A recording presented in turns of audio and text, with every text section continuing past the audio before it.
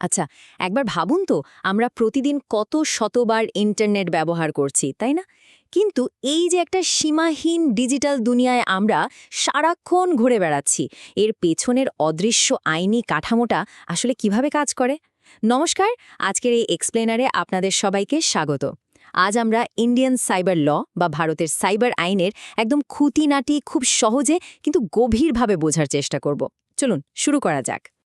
আজকের এক্সপ্লেনারের এজেন্ডাগুলো একটু এক নজরে দেখে নেওয়া যাক। আমরা আলোচনা করব সীমাহীন বিশ্বে আইন, আইটি অ্যাক্ট ২০০০, ডিজিটাল কমার্স ও অধিকার, সাইবার অপরাধের শাস্তি এবং সবশেষে কিছু রিয়েল লাইফ কেস স্টাডি বা বাস্তব ঘটনা ও তার পরিণতি নিয়ে। তো আমাদের প্রথম ভাগ সীমাহীন বিশ্বে আইন, ভার্চুয়াল জগতে শৃঙ্খলা স্থাপন। একটু পেছনের দিকে তাকালে দেখা যায় সেই ১৮২২ সালে চার্লস ব্যাবেজের ডিফারেন্স ইঞ্জিন থেকে শুরু করে ১৯৪৫ সালের অ্যানিয়াক এবং ১৯৬৯ সালের আরপানেট প্রযুক্তির এই লম্বা জার্নিতে কম্পিউটার ধীরে ধীরে উন্নত হয়েছে। কিন্তু আসল গেম চেঞ্জার মুহূর্তটা আসে ১৯৯০ সালে টিম বার্নার্স-লি যখন ওয়ার্ল্ড ওয়াইড ওয়েব বা WWW আবিষ্কার করলেন। ইন্টারনেট তখন শুধু আর বিজ্ঞানীদের গবেষণার জিনিস রইল না, এটা হয়ে দাঁড়ালো পুরো বিশ্বের তথ্যের এক বিশাল উন্মুক্ত ভাণ্ডার। এখন প্রশ্ন হলো, সাইবার স্পেস জিনিসটা আসলে কি? খুব সহজ ভাষায় বললে এটা এমন একটা ভার্চুয়াল পরিবেশ যেখানে পৃথিবীর তাবৎ কম্পিউটার নেটওয়ার্ক একে অপরের সাথে কানেক্টেড। এখানেই আমাদের সব ডিজিটাল যোগাযোগ, শপিং বা সোশ্যাল মিডিয়ার আড্ডাগুলো চলছে। কিন্তু সবচেয়ে বড় ঝামেলার জায়গাটা কোথায় জানেন? এই পরিবেশটার কোনো নির্দিষ্ট ভৌগোলিক সীমানা নেই, বর্ডারলেস। তাই অনলাইনে কোনো ক্রাইম হলে কোন দেশের বা কোন এলাকার আইন সেখানে খাটবে সেটা নির্ধারণ করাটা আইনজীবীদের জন্য একটা আক্ষরিক অর্থেই দুঃস্বপ্ন। এই বিশাল সীমাহীন জগৎটাকে আইনি কাঠামোর মধ্যে আনতে বিশেষজ্ঞরা মূলত ৩টি পদ্ধতির কথা বলেন।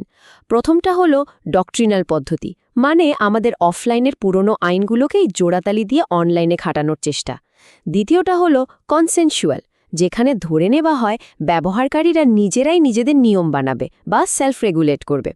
আর তৃতীয়টা হলো রিয়েল পদ্ধতি, যেটা সোজা কথায় বলে এই নতুন জগতের জন্য একদম নতুন আর ডেডিকেটেড আইন তৈরি করা দরকার। এবার চলে যাচ্ছি আমাদের দ্বিতীয় ভাগে, আইটি অ্যাক্ট ২০০০, ডিজিটাল জগতের সংবিধান। ভারতের প্রেক্ষাপটে এই রিয়েল পদ্ধতির সবচেয়ে বড় উদাহরণ হল আইটি অ্যাক্ট ২০০০। এর মূল উদ্দেশ্যটা বেশ পরিষ্কার। এটি মূলত আমাদের ইলেকট্রনিক রেকর্ড আর ডিজিটাল সিগনেচারকে আইনি স্বীকৃতি দেয়। এই আইনটা না থাকলে আজ আমরা যে এত আরামে কমার্স বা অনলাইনে ব্যবসা বাণিজ্য করছি সেটা কোনোভাবেই সম্ভব হতো না। আর হ্যাঁ, সাইবার অপরাধ দমনে এটাই ভারতের প্রধান আইনি হাতিয়ার। ডিজিটাল দুনিয়ায় সই বা সিগনেচার কিভাবে কাজ করে সেটা কিন্তু বেশ ইন্টারেস্টিং।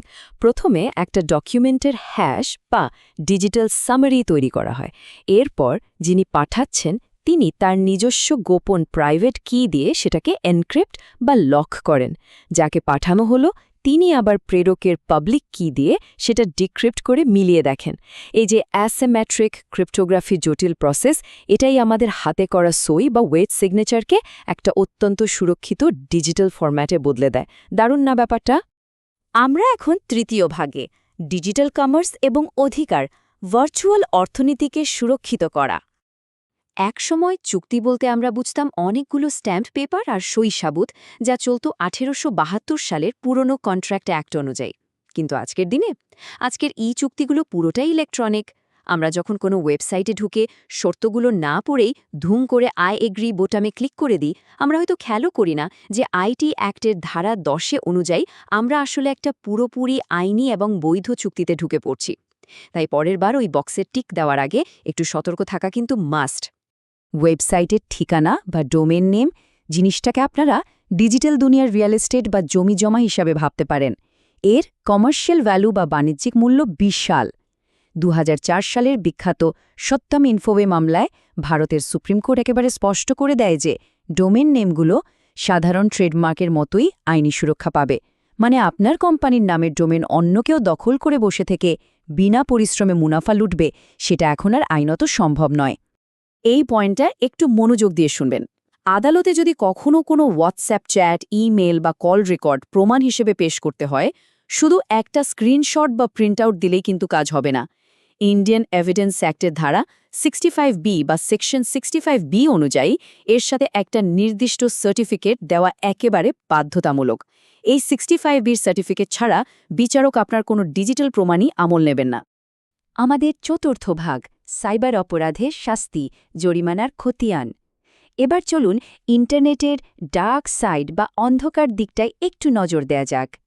অপরাধ এবং তার শাস্তির এই টেবিলটাকে রীতিমতো একটা মেনু কার্ড হিসেবে ধরা যেতে পারে। কেউ যদি অনলাইনে আপনার পরিচয় চুরি বা আইডেন্টিটি থেফট করে, তবে সেকশন 60C অনুযায়ী তার 3 বছরের জেল আর 1 লাখ টাকা জরিমানা হতে পারে। কারো ব্যক্তিগত ছবি অনুমতি ছাড়া ছড়ালে 3 বছর জেল ও 2 লাখ টাকা জরিমানা।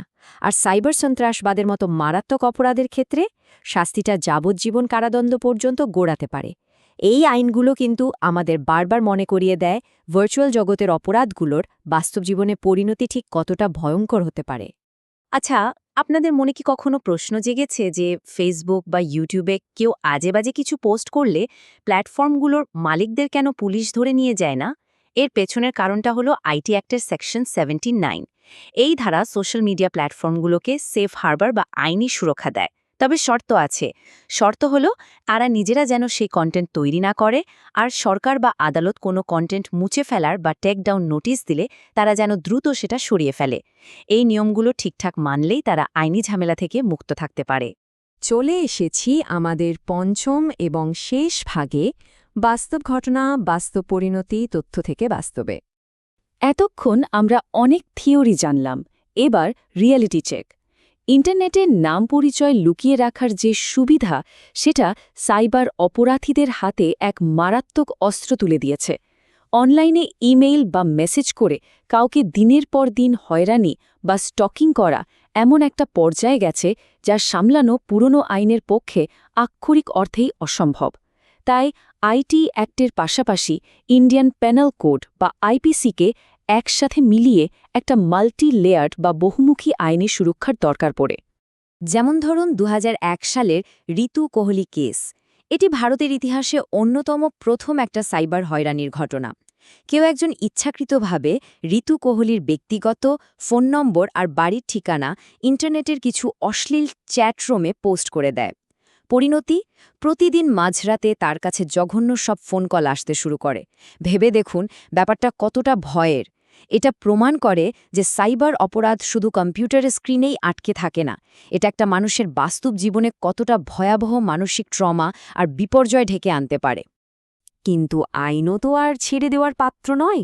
পুলিশ শেষ পর্যন্ত আইপি অ্যাড্রেস বা ইন্টারনেট প্রোটোকল অ্যাড্রেস ট্র্যাক করে সেই কালপ্রিটকে ঠিকই খুঁজে বের করে। এরপর আইপিসির ধারা 509 অনুযায়ী তার বিচার হয়। আসলে এই ঋতু কোহলি মামলাটি ছিল সেই টার্নিং পয়েন্ট যা ভারতের সাইবার আইনগুলোকে আরও অনেক বেশি কঠোর আর যুগোপযোগী করার ক্ষেত্রে একটা বিশাল অনুঘটক হিসেবে কাজ করেছিল।